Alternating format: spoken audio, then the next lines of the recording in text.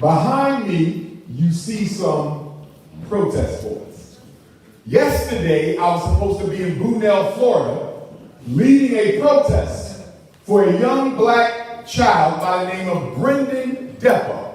On February the 21st of 2023, 17-year-old Brendan Depa of Palm Coast, Florida, assaulted his white teacher's classroom assistant.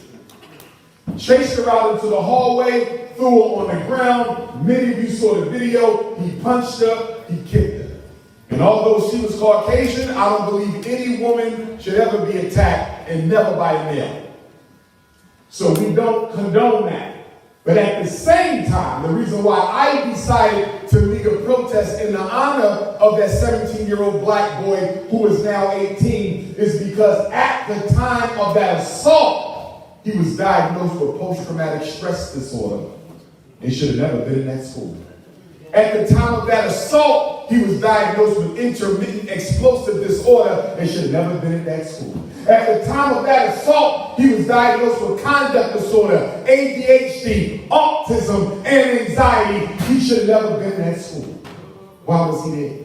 Special education law is very clear. If the school cannot meet the needs of the child with the disability, you have to pay for him to get his education at a private school. That's the law. So why was Brendan Dea even inside of Palm Coast High School? You know why? White folks didn't want to put the money up to take care of the boy. They didn't want to put the money up to take care of the boy. But I'm going to go a step further, brothers and sisters. And many of you sitting here today had no interest in joining us this morning. Yesterday morning, excuse me. So the judge decided to delay the sentencing. His white attorney, hired by his white adoptive mother, forced Brendan Dea to plead guilty to the charges. This is after the white attorney told the judge he wasn't competent to stand trial. So if you argued that he wasn't competent to stand trial a few weeks ago, why would you now convince the same boy you said wasn't competent to stand trial to plead guilty to the charges? And I believe the only reason why the judge delayed yesterday's sentencing was to sabotage our protests. I believe that. And I believe the white mother and the white lawyer decided to delay it because they want to make it look like they care about the boy by bringing some professionals into court who they believe can argue and help mitigate the ultimate sentence that the judge is going to hand out. So when the judge comes up with another date, Jacksonville, Florida, since you're the closest black community to Brunel, you need to come and stand with me. Because the reason the Brendan Dea case is so important and the consequences are going to have ramifications nationally. If they can take a black boy with a disability who did not get the services, did not get the protection, if they can take this black boy who should have never been in that school with the worst mental illness you can have, second only to schizophrenia, and that's post-traumatic stress, if they can lock him up like a common criminal, if they can lock a 17-year-old boy with those types of special needs like a common criminal, if they can take a black boy with that type of mental illness and treat him like a common criminal, despite what special ed law says, imagine what they can do to your son. With or without an IEP. This case is not about Brendan Dea. This case is about every black boy, and especially the ones in special education. But it gets worse. Guess what led to the assault on the teacher's assistant? A video game called the Nintendo Switch. Allegedly, the teacher took the Switch, he chased the teacher's aide. Now, I might have been born at night, but I wasn't born last night. Nobody in here is going to convince me that this person took the video game, but he chased this one out of class. That doesn't make any sense. That teacher's assistant triggered that boy somehow, some way. Where is the video of the classroom? We don't have one. So we don't know what happened in that classroom just prior to her running out and him chasing her out. You know what I would dare argue? Because I know how slow bunnies roll. Especially in public schools. You know too, because you went to public school. That's why you crazy. They pick on our kids. They get them angry. They deliberately trigger them. And that day, Brendan Dea said, I'm not having it no more. That's why she got her ass whooped. And I'm not happy that happened to her because she's a woman with children and no child to say a mother get attacked. But you contributed to this situation. And she got a nerve to get on television and say she don't care if he never gets out of jail. While she raised $100,000 on GoFundMe. How convenient. How convenient. She raised $100,000 or nearly as much on GoFundMe. Do you know Brendan Dea was taking 5 different medications at the time this happened? Why hasn't anybody indicted the drug companies for this? Because if you look at the side effects of the drugs that he was taking, nearly every one of them can lead to violent behavior. Every one of the drugs. Why nobody mentioning the drugs? Why was he even on 5 drugs? Why was he even in that school? Where was his functional behavioral assessment? Where was his positive behavior plan? Most of all, where was his one-to-one aid? You mean to tell me this child is in special ed with an IEP with post-traumatic stress, standing 6'5", nearly 300 pounds, and he don't have a one-to-one aid? We're not condoning what he did. What we're saying is he was more of a victim than the white teachers and assistant he assaulted. And I'm going to go a step further, brothers and sisters. Guess what? Why was the Nintendo Switch even brought into the school? The IEP team requested it so it can be used as a reward. Did y'all hear what I just said? In other words, this incident would have never happened if the school never asked for his video game to be brought into the damn school in the first place. Can I go a step further? Guess what his IEP says on it? According to his mother, Brendan Depa's IEP says, you are never to take video games out of his hand. It's in the paperwork. They completely ignored the paperwork and treated that boy like a common criminal. And nobody is bringing up the errors of the school district. Nobody is bringing up the mistakes of the IEP team. Nobody is holding the principal of Palm Coast High School responsible for what's about to happen to Brendan Dea. And you know what's even crazier? 2 white students in the same high school assaulted their teacher and didn't spend a day in jail. I'm going to say that one more time, in case you think I'm exaggerating. 2 white students in the same high school assaulted their teachers and didn't spend a day in jail, but Brendan been locked up since February 21st, 2023. Now, in the interest of transparency, his white mother did reach out to me. I never called her back because I would trust mothers.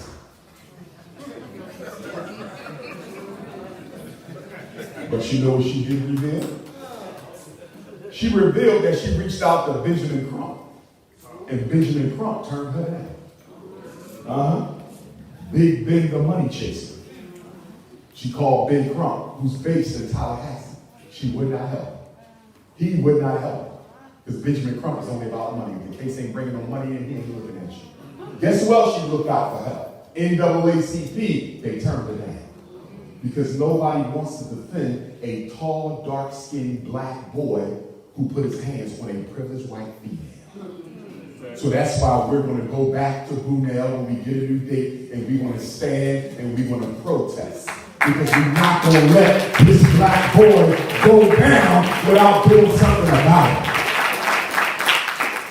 The reason I can't bring myself to call that white mother, you had this boy since birth.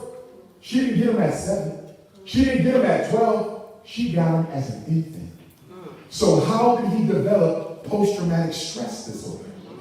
How did he develop conduct disorder? You had him since the hospital. How did he develop ADHD?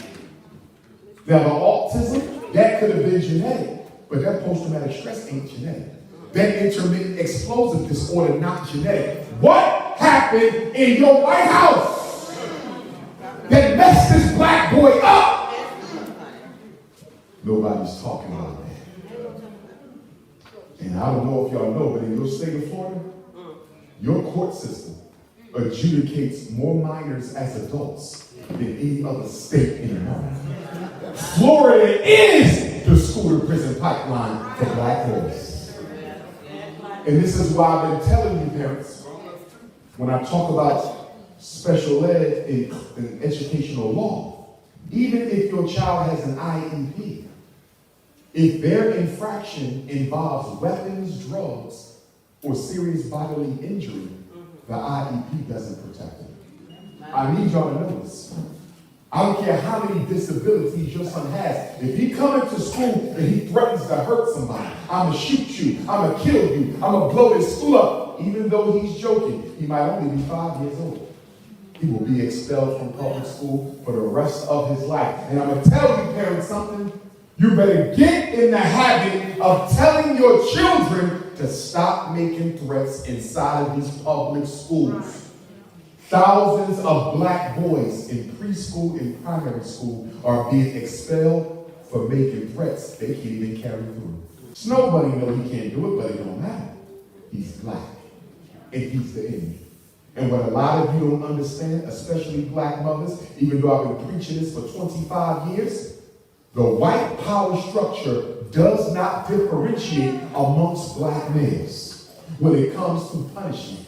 Whether your son is 5, 15, 25, or 55, he will be dealt with the same. Amen. White America does not allow a period of adolescence for black boys. And why is this important, especially for my black mothers? The reason why this is so important is a lot of you black mothers are in the habit of giving your sons multiple times to mess up before they get a punishment. You're conditioning your boys to believe that there's always another chance. There are no second chances in the white man's world. Brendan Dea didn't get a second chance, even though he should have never been in that situation to begin with. So y'all better get serious about the discipline in your house. Because you set yourself up for failure by making them think you can always talk your way out of a punishment. And black men, we got to be held accountable because those of us who are in the community, because a lot of you live in white neighborhoods, you only act black during Kwanzaa and Black History Month. Let's be honest.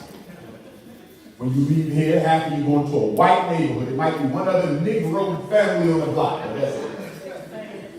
We should be helping these women with these sons. They shouldn't be struggling to raise boys. In our culture, the male children are the responsibility of the men, not the mothers, the men.